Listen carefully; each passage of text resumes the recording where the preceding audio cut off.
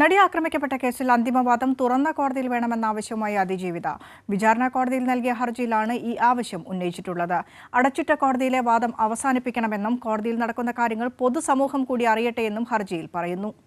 നടി ആക്രമിക്കപ്പെട്ട കേസിന്റെ അന്തിമവാദം എറണാകുളം പ്രിൻസിപ്പൽ സെഷൻസ് കോടതിയിൽ തുടങ്ങിയതിന് പിന്നാലെയാണ് അതിജീവിതയുടെ പുതിയ ഹർജി. അടച്ചിട്ട കോടതിയിലെ വാദം അവസാനിപ്പിക്കണമെന്നും കോടതിയിൽ നടക്കുന്ന കാര്യങ്ങൾ പൊതുസമൂഹം കൂടി അറിയട്ടെയെന്നും ഹർജിയിൽ ആവശ്യപ്പെട്ടിട്ടുണ്ട്.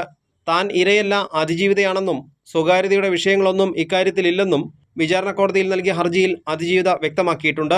സുപ്രീം കോടതി മാർഗനിർദ്ദേശത്തിന്റെ അടിസ്ഥാനത്തിലാണ് കേസിന്റെ വിചാരണ അടച്ചിട്ട കോടതിയിൽ നടന്നുവരുന്നത്. ദിലീപിനെ അനുകൂലിച്ച് ഒരു ഓൺലൈൻ ചാനലിൽ നടത്തിയ പരാമർശത്തിൽ മുൻ DGP R ശ്രീലേഖയ്ക്കെതിരെ അതിജീവിത കഴിഞ്ഞ ദിവസം കോടതിയലക്ഷ്യ ഹർജിയും നൽകിയിരുന്നു. കേസിന്റെ പ്രധാന തെളിവായ മെമ്മറി കാർഡ് നിയമവിരുദ്ധമായി പരിശോധിച്ച സംഭവത്തിൽ അതിജീവിത നേരത്തെ കോടതിയിൽ അവിശ്വാസവും രേഖപ്പെടുത്തിയിരുന്നു. ഇക്കാര്യം ചൂണ്ടിക്കാട്ടി കഴിഞ്ഞ ദിവസം രാഷ്ട്രപതിക്ക് കത്തയക്കുകയും ചെയ്തിട്ടുണ്ട്.